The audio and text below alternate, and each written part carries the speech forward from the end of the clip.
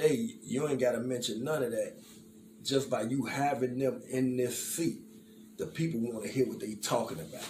You know what I'm saying? The majority of them do music, and after the interview, I never even knew they did music because the interview don't touch and to the end, like what you got coming up with the music. I'm gonna get on that. I'm gonna get better on that one. You know, sometimes people like to just, and this is one thing, and just try this. Okay. Sometimes people just want to know the upbringing and where this motherfucker came from to get inside their life.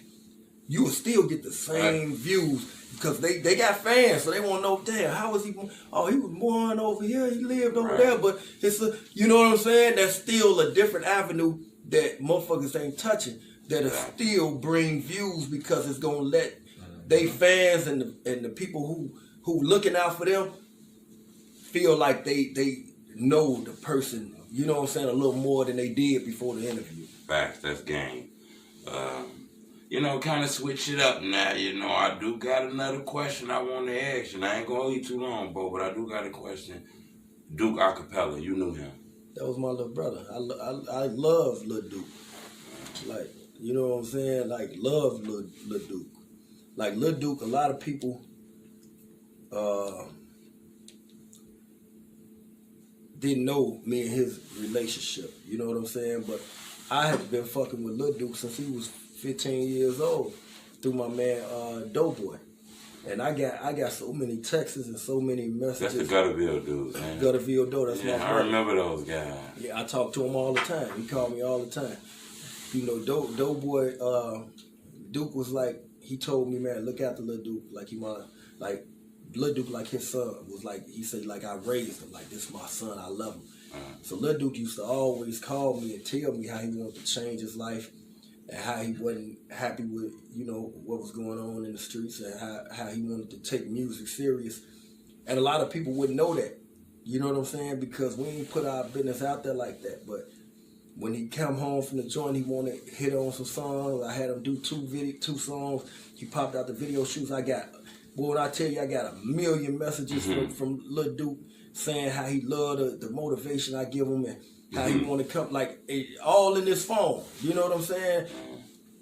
But nobody would know that except the people who know that because, you know, he had an image in the streets that he lived, you know, he was a street nigga, you know what I'm saying? But he was a good little nigga, man. That's why when I saw, that was really the one that made me say, let me call him, because when you like, yeah, you know, and then he got in the car and then blah, blah, blah, blah. You know, some people who lost a loved one, that could look like, you know what I'm saying? Right.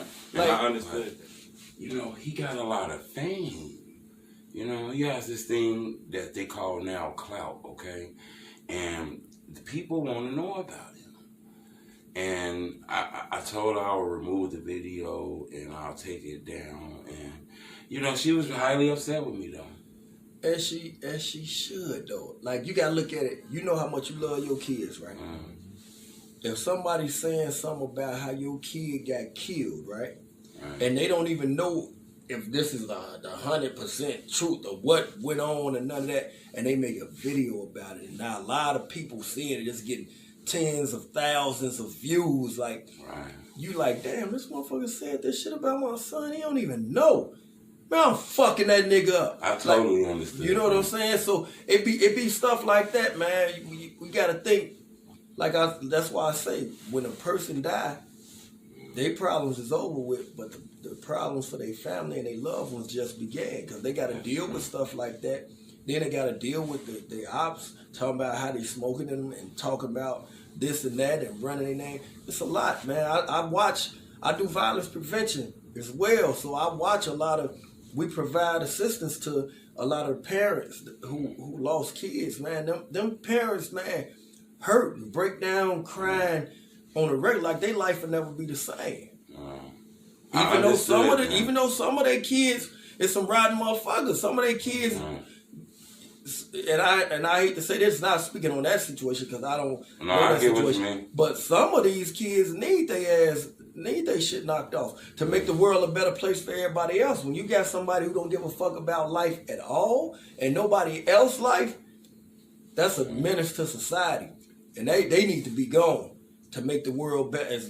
As many of them off the streets make the streets better for my kids, your kids, his kids, and everybody else's kids to have a chance to survive and living.